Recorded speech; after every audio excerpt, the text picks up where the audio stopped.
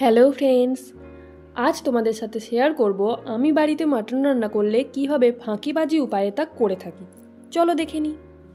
প্রথমেই পেঁয়াজ, রসুন, লঙ্কা, টমেটো, আদা বাটা, নুন, হলুদ, লঙ্কা গুঁড়ো দিয়ে ভালো করে মাটনটা ম্যারিনেট করতে হবে।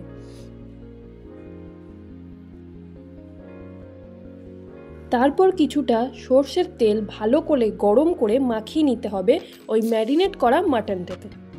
ভালো করে মাখিয়ে নেওয়া হয়ে গেলে কিছুক্ষণ ওই ম্যারিনেট করা মাটনটাকে ঢাকা দিয়ে রাখতে হবে।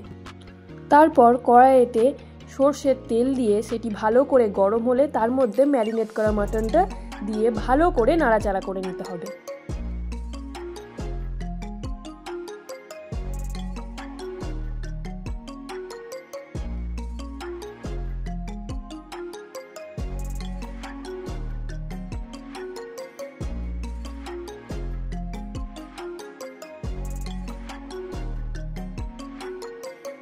তারপর প্রেসার কুকারে ঢেলে নিয়ে পরিমাণ মতো গরম জল দিয়ে সিটি দিয়ে নিলেই রেডি। একদিন বাড়িতে অবশ্যই ট্রাই করুন, দারুণ টেস্টি হয়। আজকের জন্য টাটা।